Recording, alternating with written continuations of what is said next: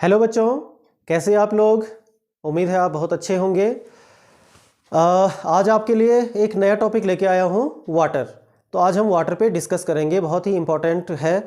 तो वाटर में वाटर कितने प्रकार का होता है, soft water, hard water, hardness क्यों होती है, हार्डनेस के क्या कारण है, सोप के साथ हार्ड वाटर का एक्शन कैसे होता है, तो ये सारी चीज़ें हम इसमें डिस्कस करने वाले हैं। ठीक, तो बच्चों हम जानते हैं कि हमारी जो अर्थ है, ठीक है, हमारी अर्थ का 74% पार्ट तो कवर्ड है, किससे, वाटर से, है ना। और टोटल वाटर का 97% पार्ट मीन्स 97% वाटर जो है वो ओशियंस में क्या होता है, लॉक्ड होता है। ठीक है, ओशियन में लॉक्ड होता है 97%, 3% बचा। ठीक, इस 3% में से इसमें से 2.3% जो वाटर है आपका, 2.3% वाटर ये कहाँ होता है बच्चों, तो ये होता है आपके आइस के रूप में, ग्लेशियर्स में। किस में होता है, आइस के रूप में, ग्लेशियर्स में, है ना। तो 97% आपका किस में है, लॉक्ड है, ओशियंस में। 2.3% वाटर किस में होता है, आइस की फॉर्म में होता है, ग्लेशियर्स में, जो हमारे पोल्स हैं, ध्रुव हैं, है ना। तो दोनों में क्या होता है, आइस के रूप में ये जमा है। ठीक, इसके अलावा तो इसके अलावा आपका कितना, 0.3%, तो ओनली 0.3% वाटर ही हम लोग यूज़ कर पाते हैं। समझ गए, जो हम यूज़ करते हैं किसके लिए, डोमेस्टिक पर्पस के लिए, या फिर इंडस्ट्रीज़ में हम इसको यूज़ करते हैं। ठीक है, इसके अलावा हम इसको कहाँ यूज़ करते हैं, एग्रीकल्चर में। ठीक है, एग्रीकल्चरल में यूज़ करते हैं। और इसके अलावा जितने भी हम वाटर को यूज़ कर रहे हैं, तो जितने भी तरीक़ों से हम वाटर यूज़ कर रहे हैं, 0.3% ही वाटर यूज़ कर रहे हैं। समझ में आया। ठीक है, और जो थोड़ा बहुत वाटर बचा तो वो हमारे जो अर्थ में क्या होते हैं, रॉक्स है, रॉक के अंदर लॉक्ड होता है, और इसके अलावा कुछ वाटर वेपर के रूप में भी पाया जाता है। ठीक है, तो ये है हमारे पास टोटल वाटर का 0.3% जिसको हम यूज़ कर रहे हैं। और आप लोग जानते ही होंगे कि पानी की वैसे भी अब क्या हो रही है, कमी हो रही है, तो वाटर को हमें और सही तरीके से यूज़ करना चाहिए। ठीक, अच्छा बच्चों, ये जो वाटर है, ठीक है, ये जो वाटर है ये मेनली होता है बच्चों दो प्रकार का, है ना। दो प्रकार का होता है, एक होता है आपका सॉफ्ट वाटर, ठीक, और एक को कहते हैं हम हार्ड वाटर। ठीक है, एक होता है सॉफ्ट वाटर, एक होता है हार्ड वाटर। हिंदी में क्या कहते हैं इसे, इसको कहते हैं मृदुजल, और इसे कहते हैं हम कठोर जल। ठीक है, सॉफ्ट वाटर किसे कहेंगे, सॉफ्ट वाटर उसे कहेंगे जो क्या करता है, क्या बोलेंगे, it forms lather with soap. तो ये क्या करता है बच्चों, सोप के साथ आसानी से झाग बना लेता है। कौन, सॉफ्ट वाटर। जो हार्ड वाटर होता है तो ये नहीं बनाता, तो does not form lather with soap. ठीक है, तो जो सॉफ्ट वाटर होता है ये क्या करता है, सोप के साथ आसानी से झाग बना लेता है। जो हार्ड वाटर होता है वो झाग नहीं बनाता। कई बार आपने ये फील किया होगा, जैसे अगर हम रिवर वाटर यूज़ करते हैं, सी वाटर यूज़ करते हैं, पॉन्ड वाटर यूज़ करते हैं, तो ये वाटर जो होता है वो साबुन के साथ अच्छे से झाग नहीं बनाता। ठीक है, तो ये क्यों होता है, क्योंकि इसमें हार्डनेस होती है ना। और सॉफ्ट वाटर क्या होता है, कोई जल ऐसा होता है जो पानी के साथ अच्छा झाग, किसके साथ, साबुन के साथ जो अच्छा झाग बना लेता है, तो उसको हम सॉफ्ट वाटर कहते हैं। तो ये दो प्रकार के हैं। क्लियर। अब आती है बात कि हार्ड वाटर झाग क्यों नहीं बनाता है। इसका मतलब कुछ ना कुछ रीज़न तो होगा, है ना। तो हार्ड वाटर एक्चुअली क्यों नहीं झाग बनाता, क्योंकि इसमें क्या होते हैं, इसमें डिज़ोल्व्ड क्या होते हैं, सॉल्ट होते हैं। ठीक है, कुछ इसमें लवण घुले होते हैं, और इन्हीं लवणों के घुले होने के कारण, ठीक, हम इसको दो भागों में फिर से हम क्या कर सकते हैं, बांट सकते हैं। हार्ड वाटर को दो प्रकार का ये होता है, इसमें जो हार्डनेस पाई जाएगी, है ना। तो एक होती है बच्चों कौन सी, परमानेंट हार्डनेस। परमानेंट हार्डनेस का मतलब अस्थाई कठोरता। कौन सी, अस्थाई कठोरता। और एक होती है बच्चों कौन सी, टेम्पोररी हार्डनेस। टेम्पोररी हार्डनेस, है ना, इसको बोलते हैं हम अस्थाई कठोरता। ठीक, समझ में आया। अब देखो ये जो परमानेंट है और टेम्प्ररी है, ऐसा हम क्यों कह रहे हैं?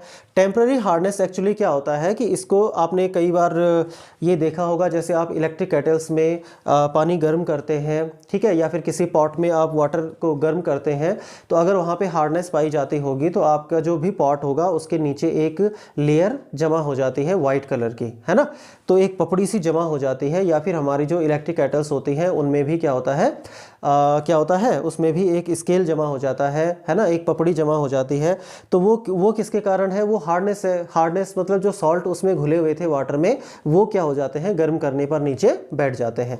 तो जिस पानी में भी जिस हार्डनेस को आप क्या करते हो, गर्म करके दूर करते हो, कहते हैं ना कि पानी को गर्म करके पीना चाहिए। क्यों पीना चाहिए? कि उसमें जो एक तो बैक्टीरिया तो मर जाते हैं, दूसरा कारण क्या है कि उसमें जो हार्डनेस होती है वो कहाँ होती है, नीचे बैठ जाती है गर्म करने पे। तो वो जो नीचे बैठती है हार्डनेस, मतलब जो स्केल बनता है वो किसका होता है? टेम्पररी हार्डनेस होती है। टेम्पररी का मतलब अस्थाई। तो अस्थाई कठोरता किसे कहेंगे हम, या टेम्पररी हार्डनेस किसे कहेंगे? जहाँ पे हम पानी में से पानी को गर्म करके उसको अलग कर पाए, है ना। तो अगर हम हार्डनेस को रिमूव कर सकते हैं किससे? बॉइलिंग से, ठीक। तो हम क्या लिख सकते हैं इसमें?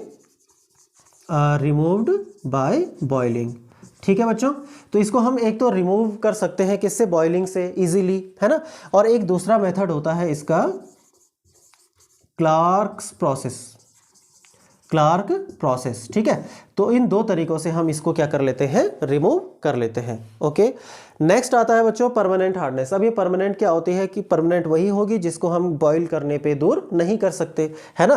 क्योंकि बॉईल करने पे अगर जो हार्डनेस नीचे बैठ जा रही है उसके बाद भी वाटर में क्या रहता है, कुछ हार्डनेस होती है जो बॉईल करने पे दूर नहीं हो रही है, तो उसको कहते हैं हम परमानेंट हार्डनेस या फिर अस्थाई कठोरता, ठीक है। तो हम क्या लिख सकते हैं? cannot remove by boiling। तो जिसको हम बॉइलिंग से दूर नहीं कर सकते उसको परमानेंट बोलेंगे, जिसको हम बॉइलिंग से दूर कर पाएंगे उसको हम क्या बोलेंगे? टेम्पररी हार्डनेस कहेंगे, ठीक है। तो अब आती है बात कि टेम्पररी हार्डनेस किन सॉल्ट के कारण होती है, परमानेंट हार्डनेस किन सॉल्ट के कारण होती है। तो यही हमें सीखना है, समझना है, बहुत ही इंपॉर्टेंट है और बहुत ही आसान है। तो स्टार्ट करते हैं बच्चों। हमने पढ़ा कि जो वाटर है वो दो प्रकार का है, कौन सा? Soft water and hard water, ठीक है।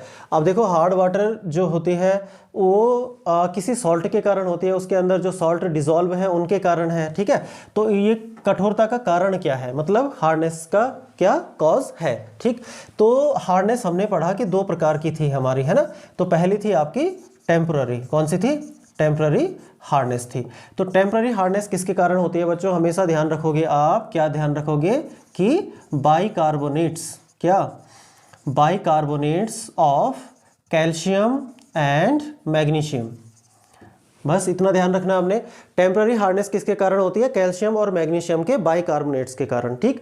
अब बाइकार्बोनेट्स क्या होता है? बाइकार्बोनेट्स या हाइड्रोजन कार्बोनेट बोलते हैं बच्चों, ये होता है आपका हाइड्रोजन कार्बोनेट। चलो दोबारा समझो इसे कि कार्बोनेट क्या होता है। देखो कार्बोनेट एक क्या होता है? रेडिकल होता है ना। तो कार्बोनेट में 2 माइनस होते हैं, ये भी पता होगा, है ना। अगर इसमें एक H जुड़ेगा तो एक H प्लस जुड़ेगा तो एक माइनस क्या हो गया? रिमूव हो गया, ठीक है, ये हो गया। अब अगर ये कैल्शियम का बाइकार्बोनेट होगा तो कैल्शियम पे बच्चों कितने चार्ज होता है? 2 चार्ज होता है। 2 चार्ज को बैलेंस करने के लिए 2 निगेटिव चाहिए हमें, है ना। तो 2 के लिए इसका जो फॉर्मूला ये हो जाता है ना, तो याद रहेगा आपको। तो ये क्या है आपका? कैल्शियम बाइकार्बोनेट, ठीक। वैसे ही मैग्नीशियम बाइकार्बोनेट भी होगा, तो HCO3 होल ट्वाइस Mg। तो टेम्पररी हार्डनेस किसके कारण होती है बच्चों? कैल्शियम और मैग्नीशियम के बाइकार्बोनेट्स, और ये इनके फॉर्मूलाज हैं, ठीक है, कैल्शियम मैग्नीशियम के बाइकार्बोनेट। ओके, नेक्स्ट है आपका कौन सी? Permanent hardness.